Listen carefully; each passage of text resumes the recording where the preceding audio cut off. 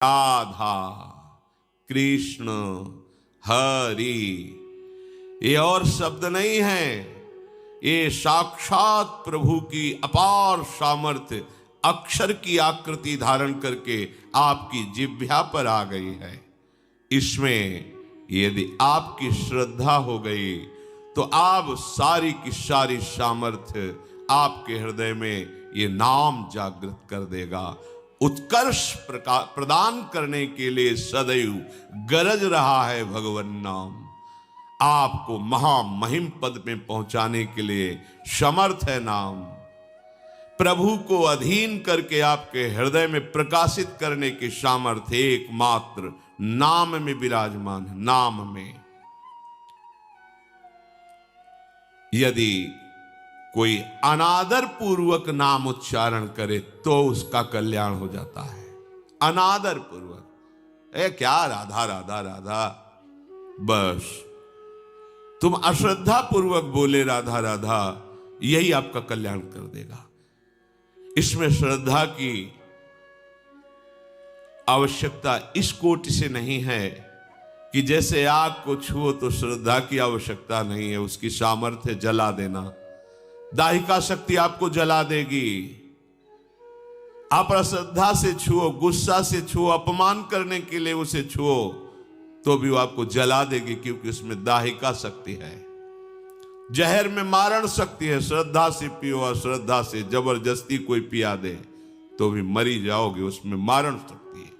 नाम में तारण शक्ति विराजमान है। अश्रद्धा से बोलोगे राधा राधा तो भी तार देगा नाम। ओहो, यदि अब भी समझ में नहीं आ रहा तो भगवान जाने तुम्हारी क्या गति होनी है।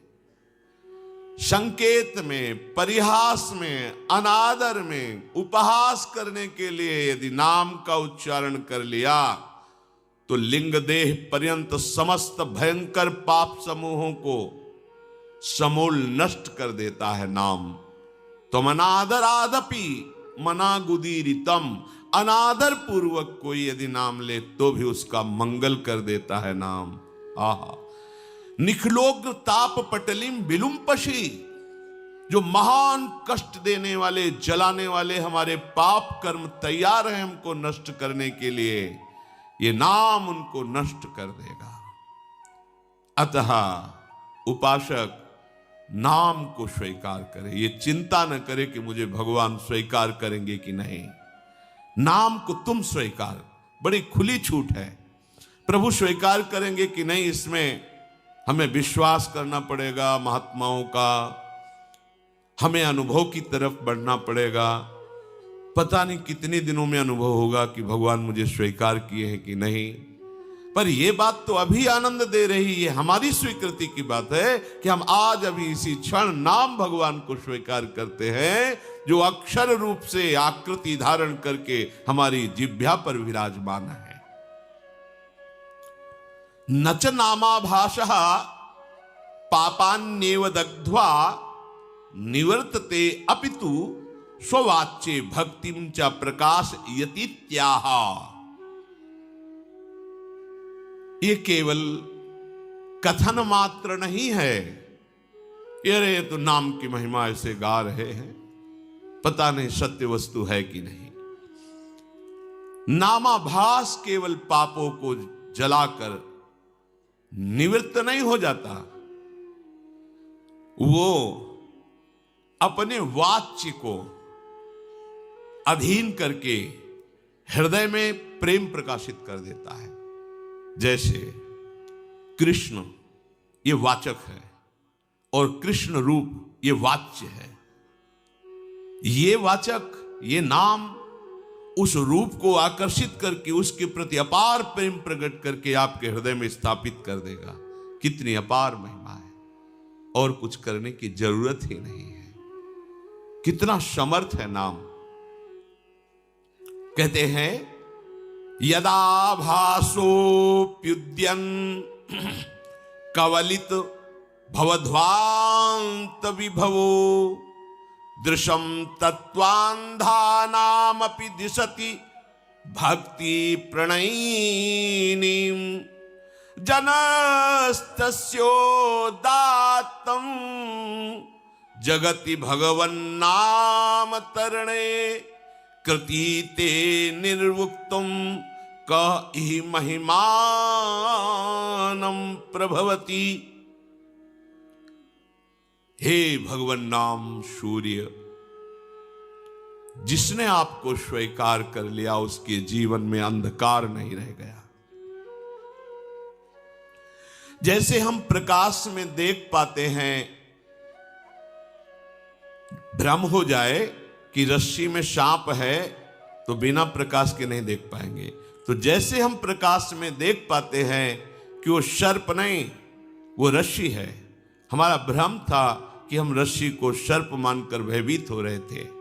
ऐसे ही नाम भगवान रूपी सूर्य के प्रकाश में हम देख पाते हैं ये जगत नहीं, जगदीश ही जगत बने हुए हैं। वासुदेवा सर्वमित समहात्मा सुदुर्लभा, सर्वत्र भगवत दर्शन कराने की सामर्थ्य नाम में विराजमान है। इस संसार में कौन ऐसा होगा प्रवीण पंडित जन जो आपकी महामहिमा असमोर्ध महिमा को यथार्थ रूप में कह सकता है। हे नाम भगवान, आपकी महिमा को कोई पंडित, कोई ज्ञानी, कोई महात्मा संपूर्ण वर्णन करना चाहे तो असमर्थ है। कहूं कहां लगी नाम बड़ाई, राम न सकहि नाम गुण गाई। स्वयं नामी भगवान भी अपने नाम की महिमा को पूर्ण रूप से वर्णन करने में असमर्थ हैं। ऐसी अपार महिमा आपकी है। कोई भी हो, कहीं भी हो, कोई शर्त नहीं है, पवित्र हो या पवित्र हो। नाम का चिंतन, नाम का गायन, नाम का रटन आपके अविद्या रूपी अंधकार का नाश करके परम वैभव प्रकाशित कर देगा। लोक परलोक के सारे सुख आपको प्राप्त हो जाएंगे।